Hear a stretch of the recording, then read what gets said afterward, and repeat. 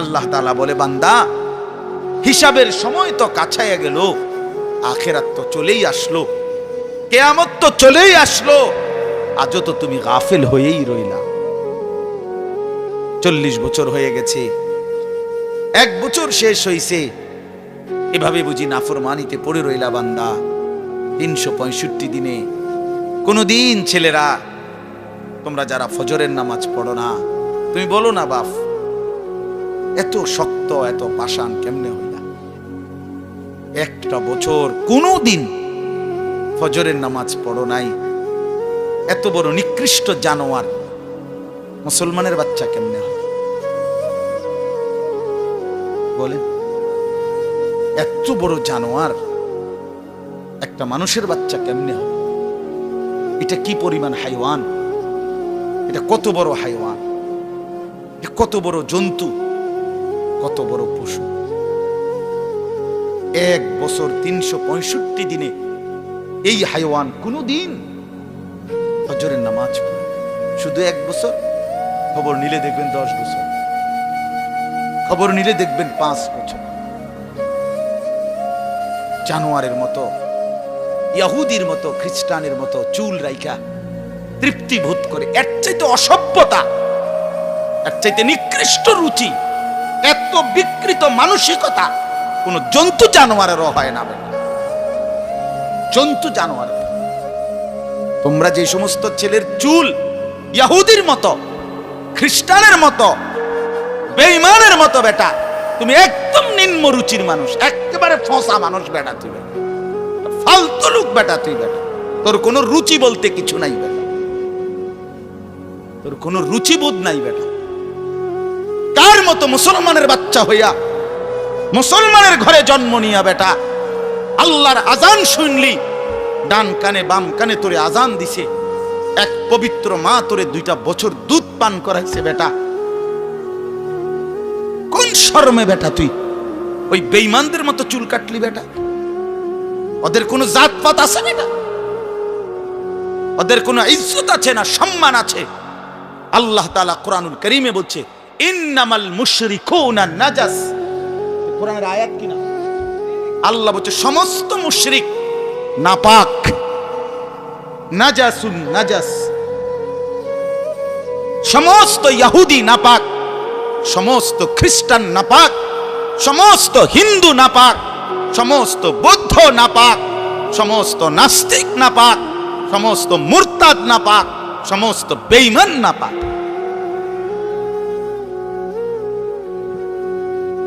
কার মতো বেটা চুল রাখলি? কারে দেইখা বেটা পেশাব করে পানি লস না বেটা? কোন সভ্য থেকে শিখলি বেটা? এটা কার থেকে শিখলি? জীবনে 2-4 অক্ষর পড়ালেখাও করো নাই?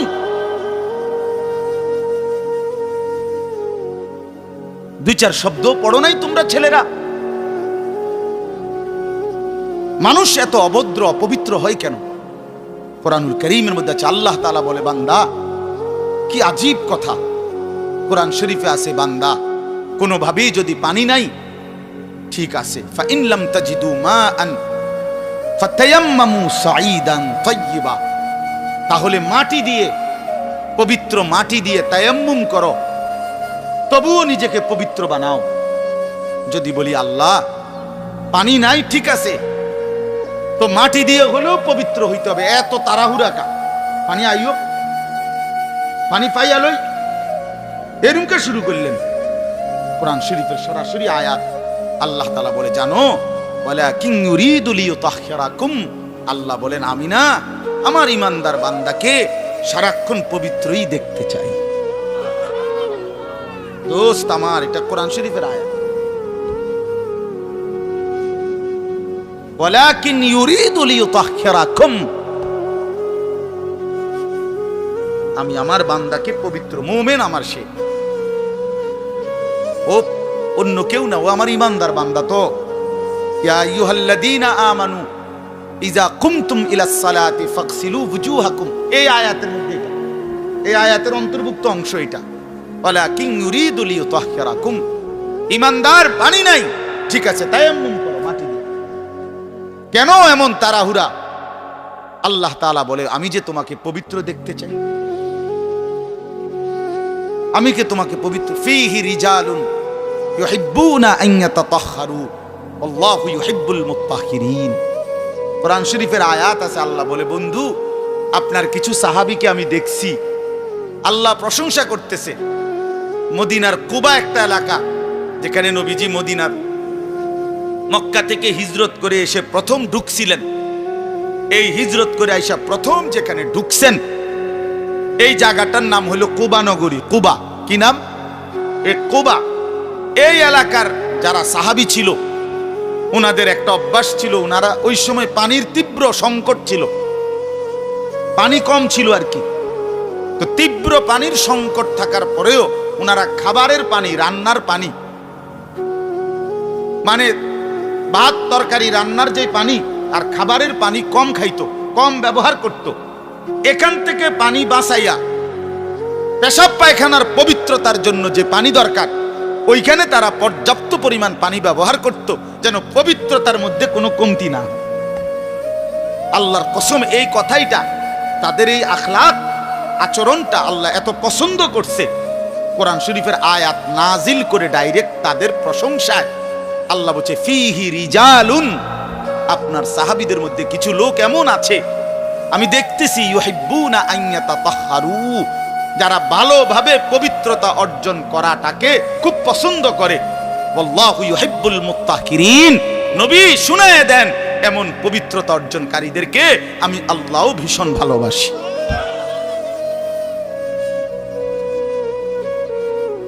তোরে আল্লাহ ঘৃণা করে।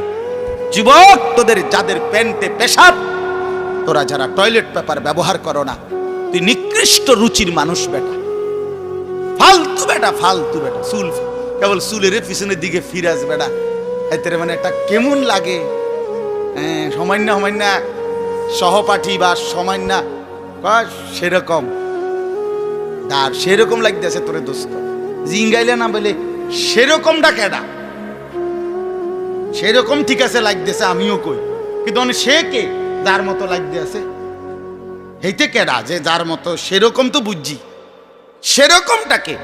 সেরকম কি গাঁজাখোর, না ফুট্টাখোর, না বাবাখোর, না ডাইলখোর, না হারামখোর, না মদখোর, না ইয়াবাখোর? কার মতো লাগতেছে তারে জিঙ্গা? তুই যে আমারে কইলি সেরকম লাগতে আছে, হেতে কেডা যার মতো লাগতে আছে আমারে? কথা বলেন। হ্যাঁ, তো জিঙ্গাইলে কবে দোস্ত ফুট্টাখোরের মতো লাগে, তোর বাবাখোরের মতো লাগে তো। কারণ কোন ভদ্র মানুষ, ইমানদার, নামাজি, কোন চরিত্রবান পবিত্র মানুষ নাপাক থাকতে পারে না। তো তাহলে তো এটা বুঝাই যায় তোরে কার মতো লাগে বেটা। হ্যাঁ, নাই তো হে বলুক যে দোস্ত তোর চুল দেখে মনে হয় পুরা বাইজিদ বসতাম, তোর একদম জোনায়েদ বাগদাদির মতো লাগতে আছে, এমন নি? তাহলে তোর চোর ডাকাইতের মতোই তো লাগে। আস্তাগফিরুল্লাহ, আস্তাগফিরুল্লাহ। প্রিয় ভাই আমার, বন্ধু আমার, আখিরাত যেন ভুলে না যাই। মহান আল্লাহ পাক রব্বুল আলামিন এই কোরআনুল কারীমের মধ্যে বারবার আমাদেরকে আখিরাত মনে করাইছে। আমাদের জিন্দেগি ঈমানের জিন্দেগি, আমাদের জিন্দেগি পবিত্র জীবন ভাইয়া। আমরা শুধুই দুনিয়ার জন্য না, শুধু দুনিয়ার জন্য, দুনিয়ার জন্য আল্লাহ তাআলা কোরআন শরীফে আছে, ওয়াদারনি ওয়াল মুকাদ্দিবিনা উলিন নি'মাতি ওয়া মাহিলহুম কালিলা। আল্লাহ বলছে, হে আমার বান্দারা, নাফরমান পাপীদেরকে অল্প সময়ের জন্য দুনিয়া ভোগ করতে দাও, ওদেরকে দুনিয়া খাওয়ায়া পরায়া এরপরে আমি নিয়ে আসবো, আমি এজন্যই বানাইছি। কিন্তু তোমরা মুমিন, তোমরা ঈমানদার, তোমাদেরকে আমি আল্লাহ তাআলা জান্নাতের জন্য বানাইছি, জান্নাতের জন্য। উইদ্দাত লিল মুত্তাকিন, মুমিনদের জন্যই জান্নাত, মুত্তাকিদের জন্যই জান্নাত। একটা বেঈমানও জাহান্নাম থেকে মুক্তি পাবে না।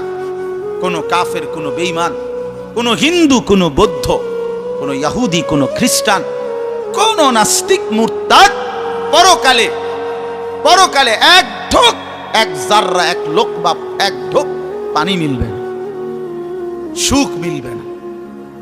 ঈমানবিহীন সমস্ত ভালো কাজ আখিরাতের বিচারে পরিত্যক্ত, মারদুদ, বাতিল। ঈমান শর্ত। মৃত্যু পরবর্তী যেই কোনো বিনিময়ের জন্য উত্তম বিনিময় পেতে হলে কি লাগবে?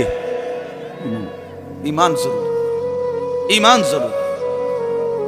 ঈমান হারা সর্বহারা, আল্লাহ হারা সর্বহারা, সর্বহারা। তো এই জন্য আল্লাহ তাআলা আমাদেরকে বানাইছেনই আখিরাতের জন্য, আখিরাতে নিজের জন্য।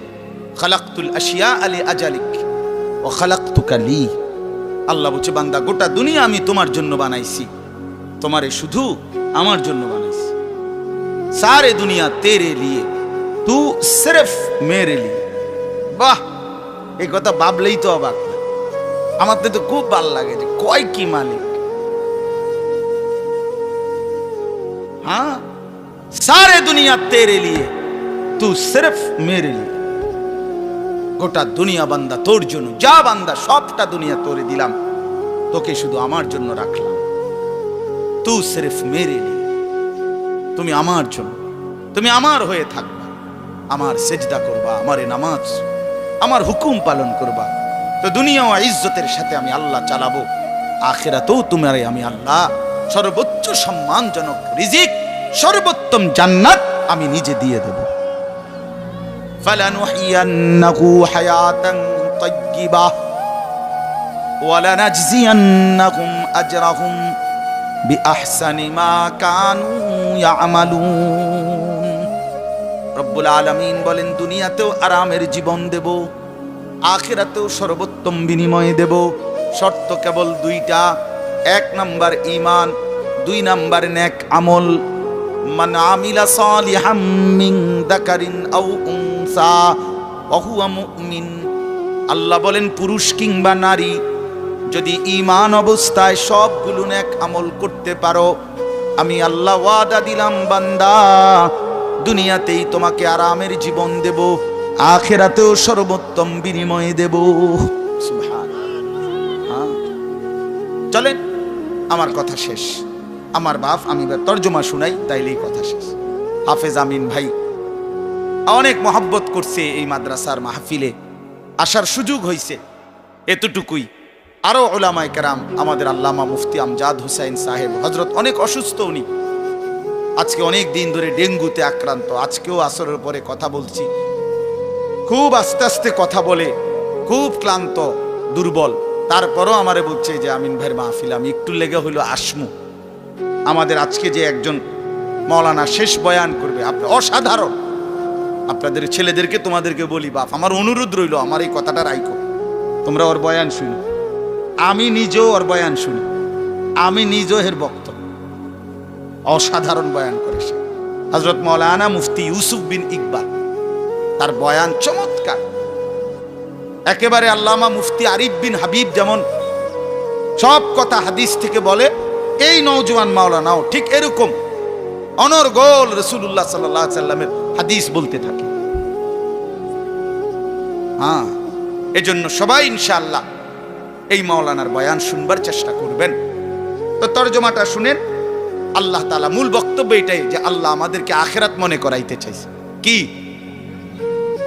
কোরআনুল কারীমের 30 নম্বর পারা 101 নম্বর সূরা আল কারিআ, এই সূরার আল্লাহ বলেন, আল কারিআতু মাল কারিআ। আল কারিআ অর্থ হলো যেটা দরজায় আঘাত করে, খটখট খটখট আওয়াজ করে, এই খটখটকারী। আল্লাহ বলেন মাল কারিআ, বলো তো খটখটকারী বলতে কি? ওমা আদরাকা মাল কারিআ।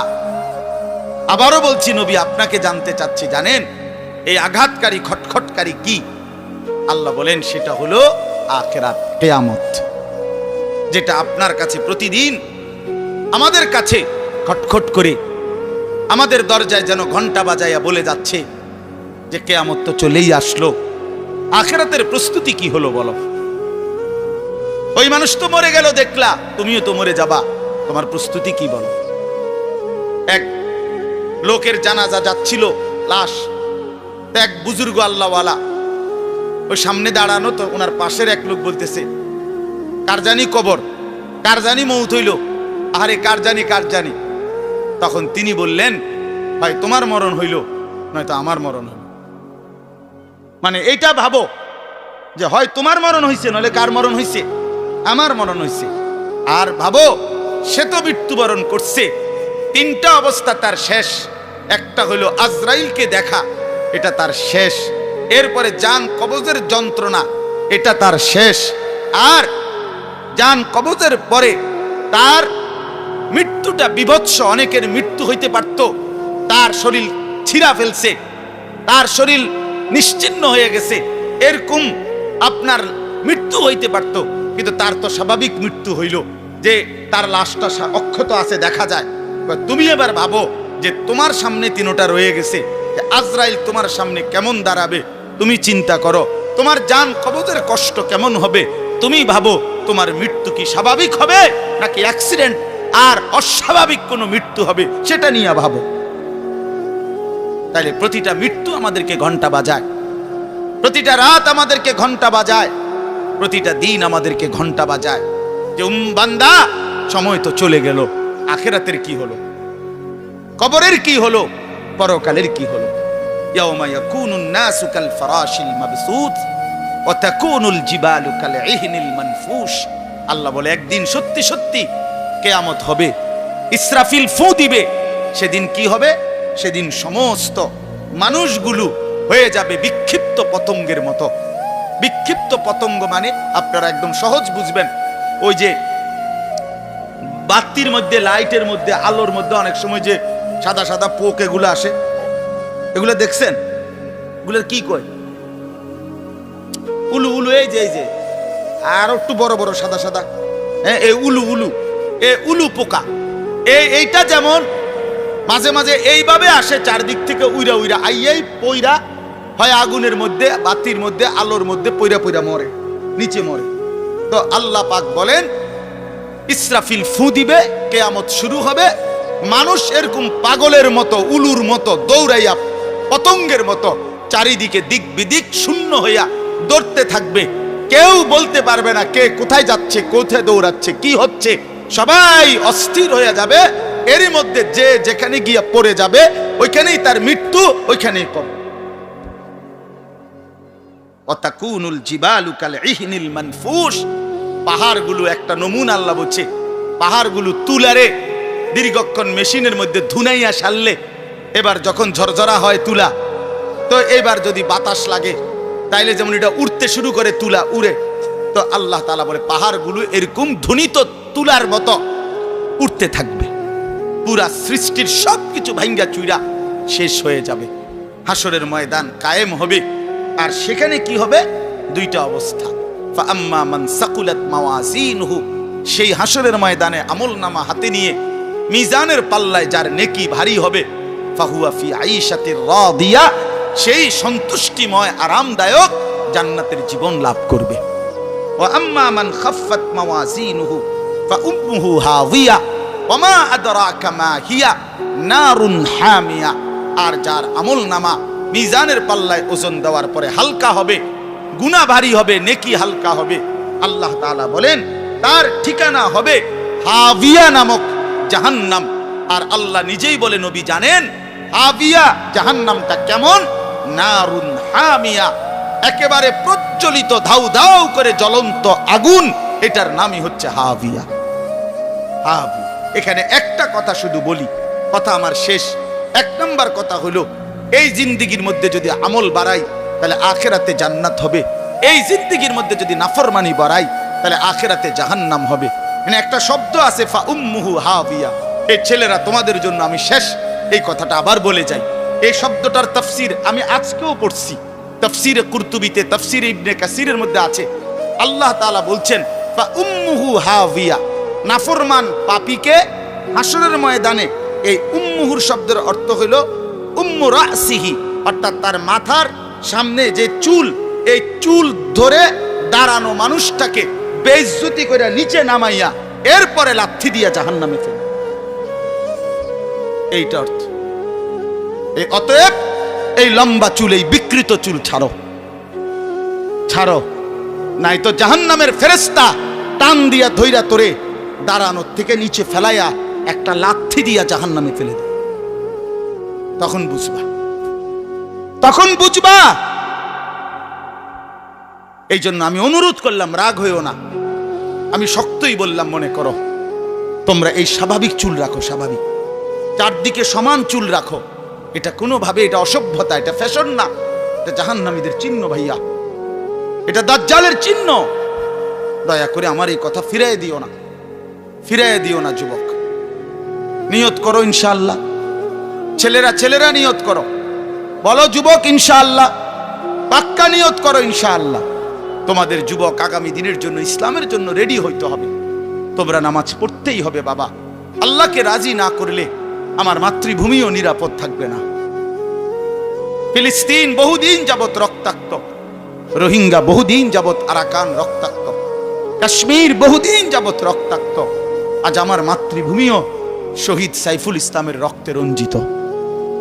এ কথা বেঈমান প্রমাণ করে দিছে। ইসকনের গুন্ডারা, সন্ত্রাসীরা, এই বেঈমানরা প্রমাণ করে দিছে যে মুসলমান সুযোগ পাইলে তোদের কাউরে ছাড়বো না। কি হুজুর, কি পাবলিক, কাউরে ছাড়বো না। হ্যাঁ, বইয়া বইয়া মোবাইল টিপো, বইয়া বইয়া নারী দেখো। একদিন যখন বেঈমান গর্দানে ছুরি রাখবে, সেদিন বুঝবা আল্লাহ কি জিনিস, আল্লাহ কি জিনিস।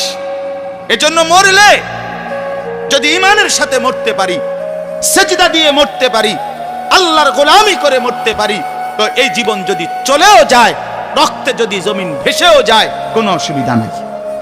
ঠিক কিনা বলেন না কেন? মরণ যখন শহীদে মরণ, খালাস, কোনো সমস্যা নাই। ঈমানের মৃত্যু ব্যর্থ না, শহীদের মৃত্যু ব্যর্থ না। কিন্তু যদি নাফরমানির মৃত্যু হয়, যদি বেনামাজি মৃত্যু হয়, যদি শরীর নাপাক, প্যান্ট নাপাক, নারী দেখতে দেখতে, উলঙ্গ ছবি দেখতে দেখতে, তো এই অবস্থায় যদি তোর মরণ হয় বেটা, কি হবে তোমার? কি হবে বাবা? এজন্য দয়া করে আখিরাতের জন্য প্রস্তুতি নাও, পরকালের সামান বানাও, নিজের আখিরাত সুন্দর করো। আল্লাহ তাআলা আমাদের প্রতিটা ছেলেকে তৌফিক দান করেন। বাবারা, আপনাদেরকেও বলি, 60 বছর 50 বছরে আপনারা আখিরাতের ফিকির করেন, কবরের ফিকির করেন, পরকালের সামান কি হলো সেটার ইন্তজাম করেন। খাট পালং, সোফা, ফার্নিচার, এগুলো যেদূর হইছে, আমনে শেষ না করলো এটি ফুলাইনে পরে করব, নাতি নাতনিরা আরো বানাইবো, এটি শেষ হইতো না। পৃথিবীতে আমনে মরার পরও গাছ থাকবো। আমনে মইরা যান, কোনো অসুবিধা নাই, আমনে মইরা দেখবেন গাছ মরছে না সব। পৃথিবীতে আমনে মরার পরেও দুনিয়া থাকবে, কাজে দুনিয়া ওরা বাকিরা করবে, আপনি এবার কবরের সামান করেন। আল্লাহ আমাদের বাবাদেরকে, চাচাদেরকে, বয়স্কদেরকেও আখিরাতের কবরের পুঁজি সংগ্রহ করার তৌফিক দান করেন। মা বোনদেরকে পর্দার ইজ্জতের কদর বুঝার তৌফিক দান করেন। তোমরা ছেলেদেরকে আল্লাহ তাআলা আগামী দিনের